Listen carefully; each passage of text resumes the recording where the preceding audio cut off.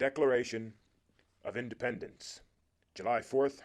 1776. When in the course of human events it becomes necessary for one people to dissolve the political bands which have connected them with another, and to assume among the powers of the earth the separate and equal station to which the laws of nature and of nature's God entitle them, a decent respect to the opinions of mankind requires that they should declare the causes which impel them to the separation.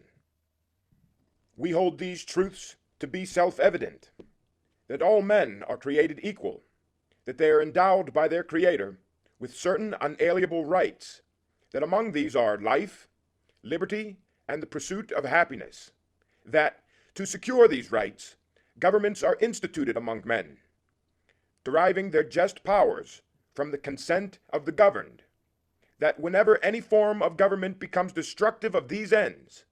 it is the right of the people to alter or to abolish it, and to institute new government, laying its foundation on such principles, and organizing its powers in such form, as to them shall seem most likely to effect their safety and happiness. Prudence, indeed, will dictate that governments long established should not be changed for light and transient causes, and accordingly all experience hath shown that mankind are more disposed to suffer, while evils are sufferable, than to right themselves by abolishing the forms to which they are accustomed. But when a long train of abuses and usurpations, pursuing invariably the same object, evinces a design to reduce them under absolute despotism, it is their right, it is their duty, to throw off such government, and to provide new guards for their future security. Such has been the patient sufferance of these colonies, and such is now the necessity which constrains them to alter their former systems of government. The history of the present King of Great Britain is a history of repeated injuries and usurpations, all having in direct object the establishment of an absolute tyranny over these states. To prove this, let facts be submitted to a candid world. He has refused his assent to laws, the most wholesome and necessary for the public good. He has forbidden his governors to pass laws of immediate and pressing importance, unless suspended in their operation till his assent should be obtained, and, when so suspended, he has utterly neglected to attend to them. He has refused to pass other laws for the accommodation of large districts of people, unless those people would relinquish the right of representation in the legislature, a right inestimable to them, and formidable to tyrants only. He has called together legislative bodies at places unusual, uncomfortable, and distant from the depository of their public records, for the sole purpose of fatiguing them into compliance with his measures. He has dissolved representative houses repeatedly, for opposing with manly firmness his invasions on the rights of the people. He has refused for a long time, after such dissolutions, to cause others to be elected, whereby the legislative powers, incapable of annihilation, have returned to the people at large for their exercise, the state remaining, in the meantime, exposed to all the dangers of invasion from without and convulsions within. He has endeavored to prevent the population of these states, for that purpose, obstructing the laws for naturalization of foreigners, refusing to pass others to encourage their migration hither, and raising the conditions of new appropriations of lands. He has obstructed the administration of justice by refusing his assent to laws for establishing judiciary powers.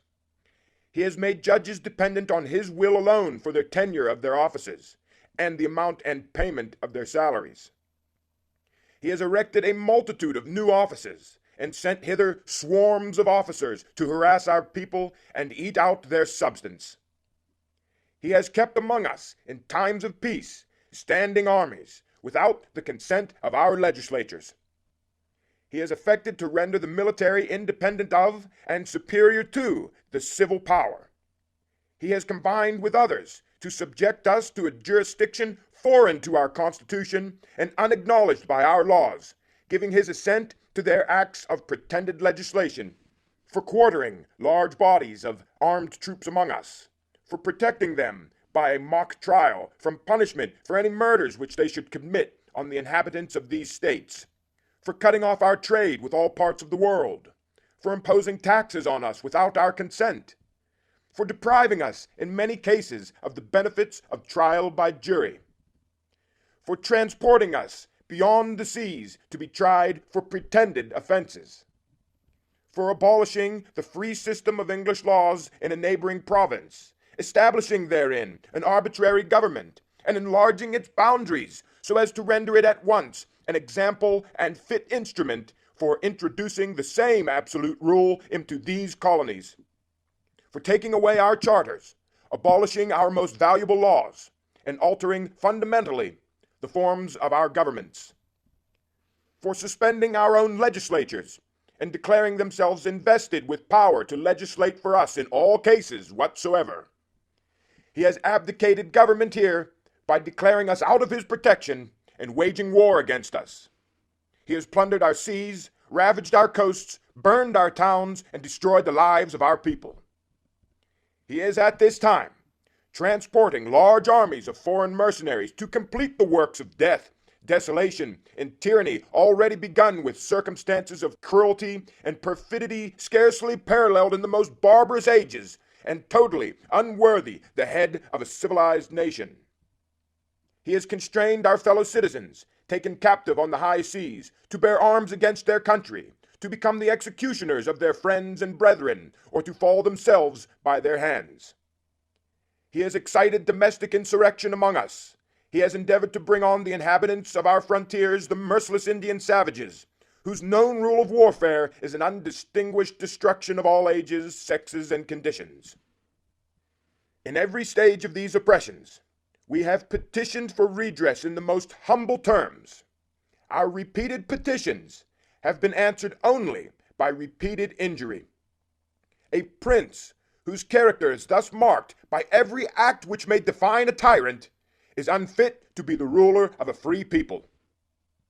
Nor have we been wanting in our attentions to our British brethren. We have warned them from time to time of attempts by their legislature to extend an unwarrantable jurisdiction over us. We have reminded them of the circumstances of our emigration and settlement here. We have appealed to their native justice and magnanimity, and we have conjured them by the ties of our common kindred to disavow these usurpations which would inevitably interrupt our connections and correspondence. They, too, have been deaf to the voice of justice and of consanguinity. We must therefore acquiesce in the necessity which denounces our separation, and hold them as we hold the rest of mankind, enemies in war, in peace, friends. We, therefore, the representatives of the United States of America, in General Congress assembled, appealing to the Supreme Judge of the world for the rectitude of our intentions, do, in the name and by the authority of the good people of these colonies, solemnly publish and declare that these united colonies are, and of right ought to be, free and independent states, that they are absolved from all allegiance to the British Crown, and that all political connection between them and the state of Great Britain is, and ought to be, totally dissolved, and that, as free and independent states, they have full power to levy war, conclude peace, contract alliances, establish commerce, and do all other acts and things which independent states may of right do. And for the support of this declaration, with a firm reliance on the protection of divine providence, we mutually pledge to each other our lives, our fortunes, and our sacred honor. Signed, John Hancock, President, and all other members.